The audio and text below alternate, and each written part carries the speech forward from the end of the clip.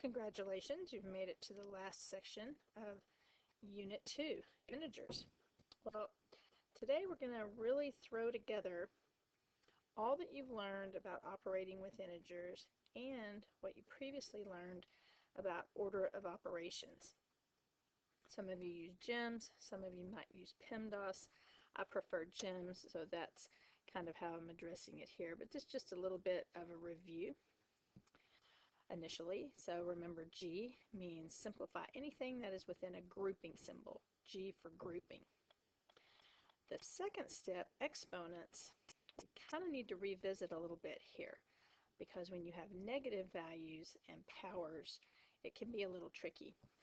So when you're simplifying your exponents, notice I put the yellow caution sign here. Whenever I put the caution, that means, hey, this is an area where typically there are errors. So I wrote an expression, two different expressions. So look at this one, and then look at this one. They actually mean two different things. Negative 6 to the second power actually is read the square of negative 6.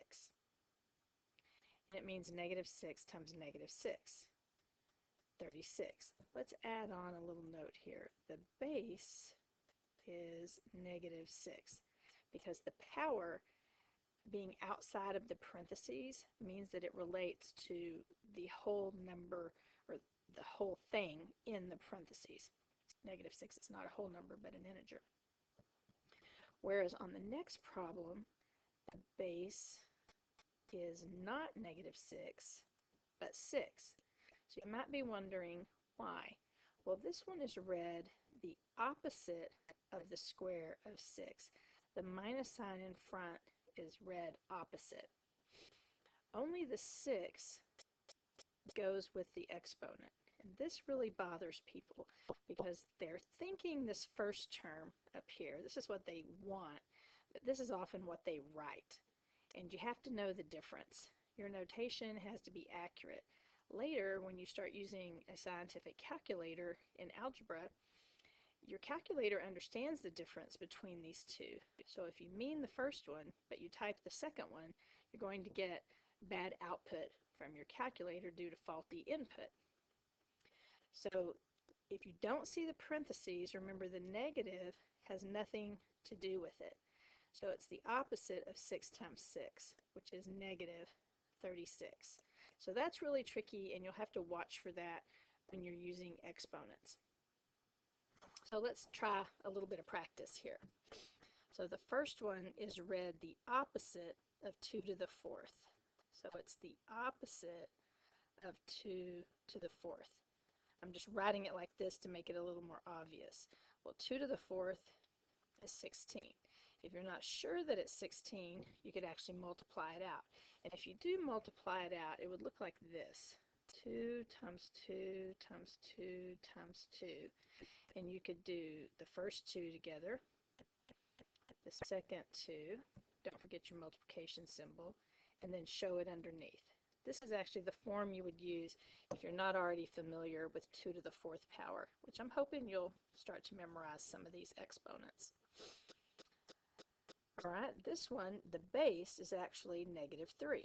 Let's just make some notes here. Here the base is 2.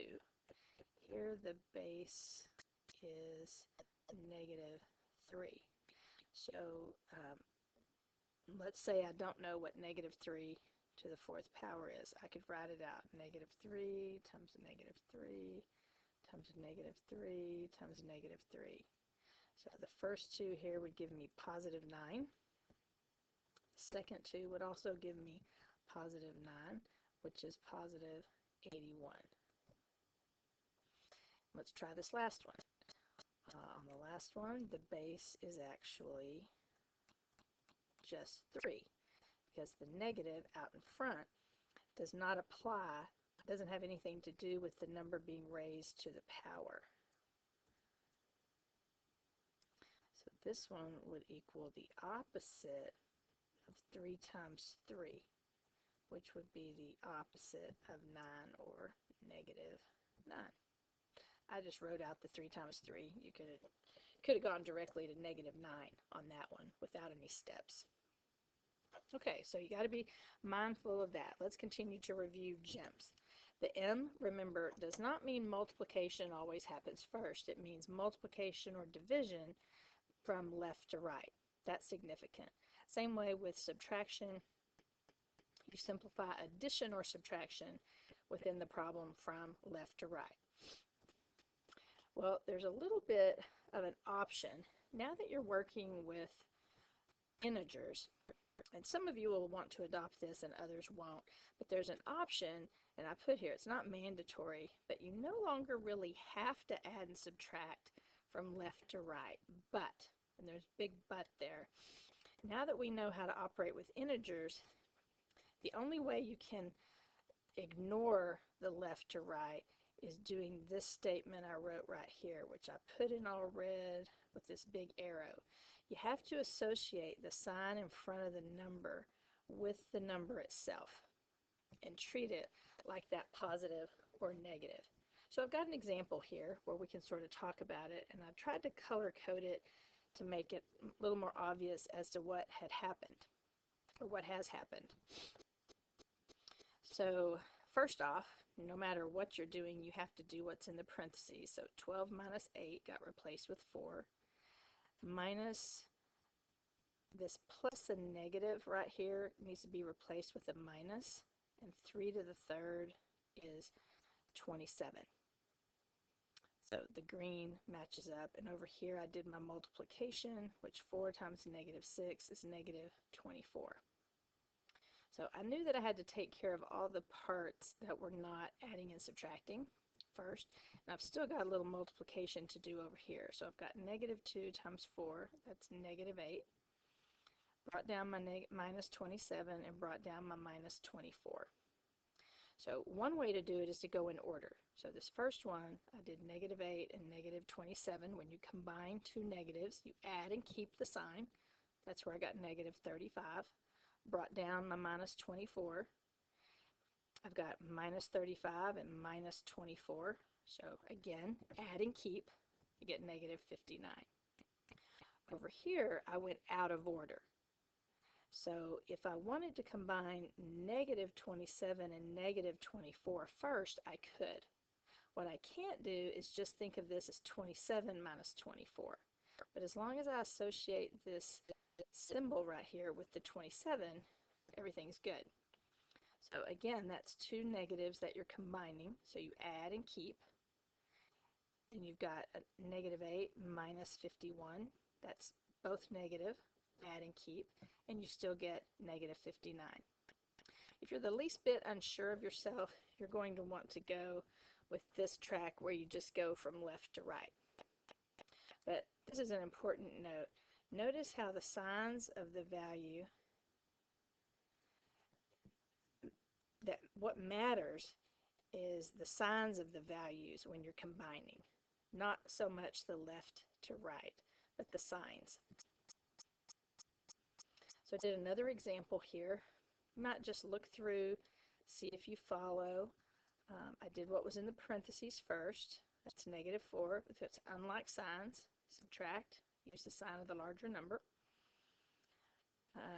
Then I squared the -4. That means -4 times -4, got 16.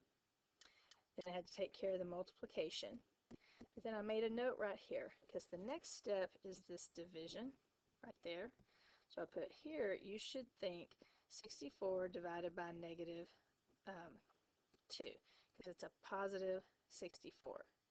If there was a minus there, we'd think of it as -64 divided by -2. So we write -32 rather than -3 plus -32. When this comes out to be a negative, you just write that term here. You have to be really careful. You don't bring down signs unless you have good reason to. If you do, you'll have plus a negative, and then you'll just have to change it because we don't do double signs, which we've talked about in previous lessons. So your result is -35. Notice I'm using equal signs moving down the page, and that's the notation that I expect you to use as well. Whoops. Okay, sorry, I don't know where my other page went here. There we go. So I've got a very important little sign hanging by the green here, and this is what I just said, but always avoid writing double signs. If they're in the problem initially, you get rid of them, but you don't just bring signs down unless you have a good reason. So I've done another one here. This one is one of the kind of fractional problems, and just to reiterate, we're practicing those just to give us good practice, but you will not be assessed on order of operations problems where they're fractional, but it does provide good practice. Well, to get from here to here, notice I did two things on top. I multiplied 7 times -4, got -28. Minus a minus is a plus. Minus a minus in the bottom is also a plus. So you've just got unlike signs on top, so you subtract, use the sign of the larger, add 8 and 5. And this is just a division problem, so you don't want to stop right there. You want to go ahead and do the division. If 13 didn't go into 26 evenly, then you would just leave it. But if it does, go ahead and divide. So we've got a number of examples here. We're starting out kind of light, and really the best thing about this lesson is it forces you to just keep practicing all of your rules, adding, subtracting, multiplying, and dividing with integers. But at the same time, you have to keep remembering what you did in the last unit with order of operations. So it's a lot of things going on. Take your time, and you know, don't panic. All will be fine. Let me get my pen skinny again. All right. So first thing you do is what's in the parentheses.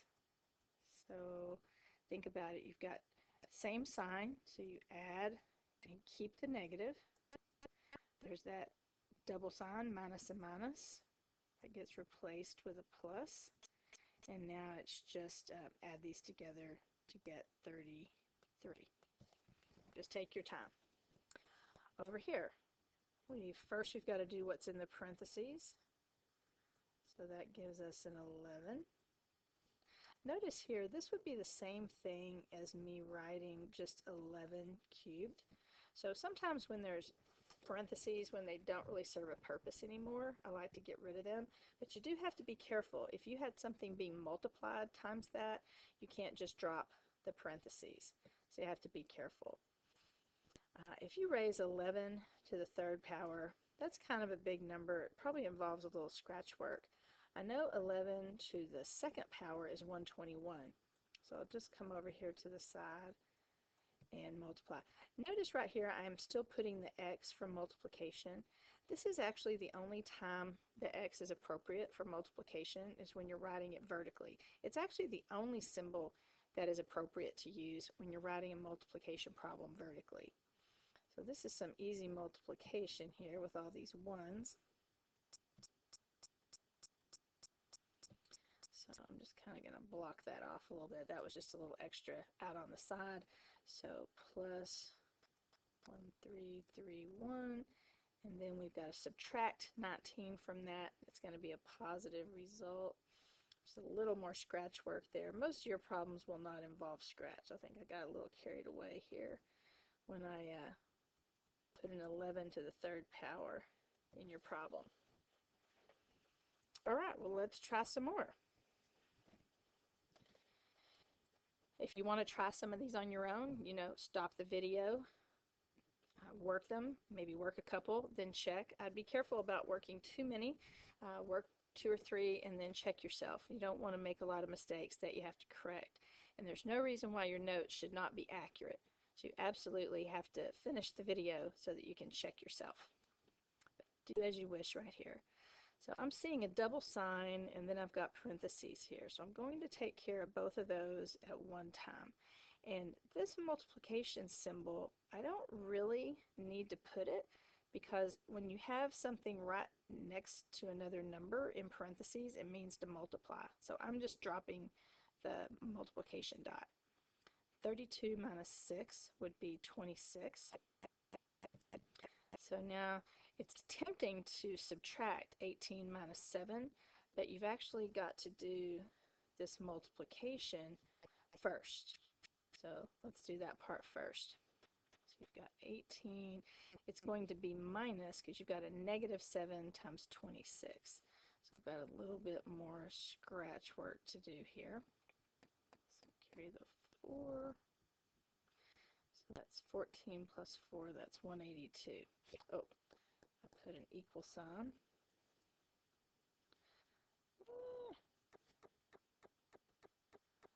Alright, I don't know what that is. Alright, well, just ignore that for a second. I'll write another. Technical difficulties with Miss Shaw here. Alright, 18. I'll just ignore this step right here. Minus 182. So remember, you've got different signs. You've got a positive 18 and a negative 182. So you're subtracting and using the sign of the larger number. So if you want to pop up here and subtract your 18, I've got 4 and 164. So negative 164. To make my pen skinny again, got to figure out how to make it stay there and not keep jumping off. So let's try number 4. Notice how the negative 4 is written right next to the parentheses. Whenever that happens, and there's no symbol in between, it indicates multiplication. So we've got 20. I'll go ahead and leave the plus and negative temporarily until we take care of these parentheses. So we've got 3 squared, which is 9. If you're in a hurry, you'll write 6. Remember, it's 3 times 3, not 3 times 2. So right here, I don't like this double, or this plus and minus, this double sign. So I'm going to just replace that. That's a minus. Go ahead and do what's in the parentheses. And remember, while it's tempting, you cannot do 20 minus 4. You have to do this multiplication first. I think of it as negative 4 times 3, which is negative 12. So I write minus 12. The reason I don't like to think of it as bringing down the minus is, say this 3 was negative over here. You'd have a negative times a negative, which would be a plus. So if you get in the habit of bringing down when you should just be thinking of the sign, it will lead you to trouble. Now, as you can see, we're getting a little bit heftier practice as we move down the page, but let's don't panic. One step at a time. There's actually quite a bit you can do in your first step here. We know we need to simplify our powers, and we can get rid of a couple of double signs in here too. So remember, this means the opposite of 2 cubed. So it's minus 2 cubed is 8. Plus a negative 16, we're getting rid of that double sign. We could go ahead and raise 4 to the second power. That's 16. Bring down our times 5 and then change this double sign, which would be plus 3. We just did quite a few things there. Now you have to look at it and think, okay, I've got subtraction, I've got division, I've got multiplication. Well, Jem says we have to do multiplication and division from left to right first here. So think of this right here. It's negative 16 divided by 16. That's negative 1. I'm just bringing down everything else. So now I'm taking care of this multiplication here. So negative 8, negative 1 times 5 is negative 5, because you have unlike signs. So unlike signs, when you're multiplying or dividing, when it's just 2 numbers, means it's negative. So here we could go in order, which is just as easy as not. That's negative 13 plus 3, because I'm combining 2 of the same sign, so I add and keep. Now I've got 2 that I'm combining that are different signs, so I subtract and use the sign of the larger. Now this one, number 6, I'm going to scroll so I have a little bit more room. It's really just 2 problems in one. Again, you will not be assessed on a problem like this, so if you're running into a lot of trouble, you might just work on the numerator first. I think that's what I'll do as we're working through. I'm going to go ahead and get some of my little fraction bars drawn in and I'll do the numerator in one color and the denominator in another color. So we'll use blue up here on the top. So let's see what we've got. We've got some parentheses. We've got a power, got a couple of powers.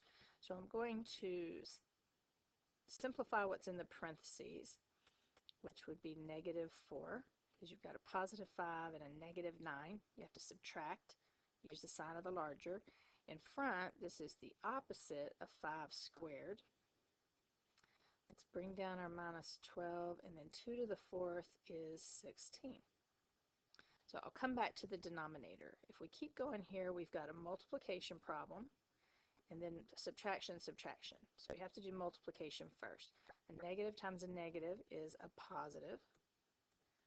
Bring down, bring down. We could go in order, but I think I would find it a little bit easier. Well, it doesn't matter.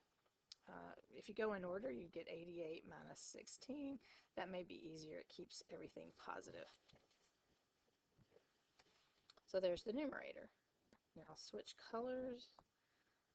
So let's go to the denominator in red. So we've got an exponent, and we've got some a grouping symbol over here. It's important to notice when parentheses are grouping and when they indicate multiplication, and when they're kind of sectioning off the base for an exponent. That's what's happening here. Here it indicates multiplication, and this is actually a grouping symbol.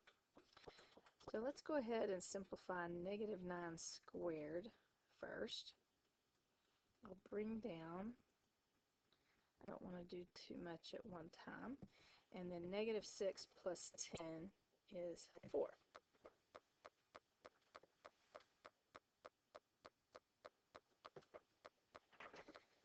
Sorry, I had to turn my phone off so y'all couldn't hear some texting noise there. Okay, so now when you look here, you've kind of got two multiplication problems. You've got one here. Notice how when I underline it, I try to underline the sign that goes with it as well. And then you've got one there. So let's do both of those.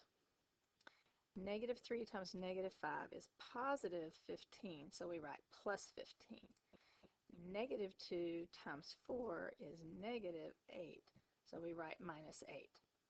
So I think it would be easier for me to do this 15 minus 8 first, so I'm going a little out of order. 15 minus 8 is positive 7, and then 81 plus 7 is 88. Now you could stop right there, but since you know that eventually you're going to have to be able to simplify anyway, let's go ahead and go back to green here. 8 goes into both of these, so it goes in the numerator 9 times and the denominator 11 times. This is actually the best answer, but for now, until we get through Unit 4 over fractions, I would accept either one. Okay, well, let's see if everybody remembers what these bars mean. This was another lesson earlier in the section.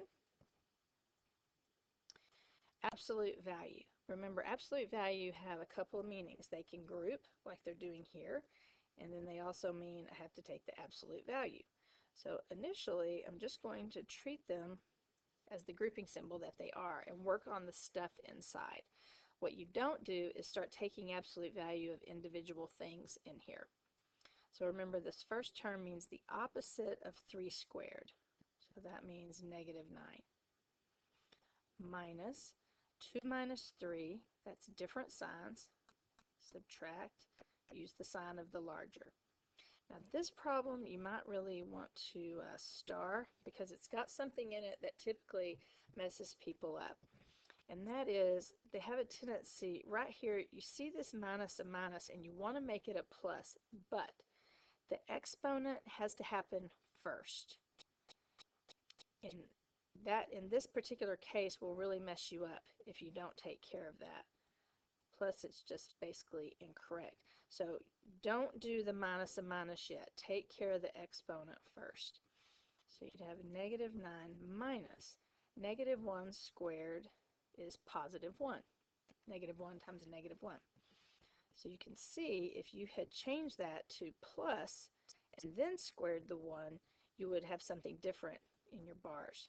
So negative 9 minus 1, that same sign, add and keep. You take the absolute value of negative 10, and once you take the absolute value, which is positive 10, you don't put the bars anymore. And a negative times a positive, it's different signs, so it's negative. And I think that is my last problem. Yes, it is. So, have fun with this lesson. Take your time. Be patient with yourself. And when you're doing your homework, you might want to just do a couple and then check so that you can catch your mistakes before you finish the entire assignment. Let me know if I can help.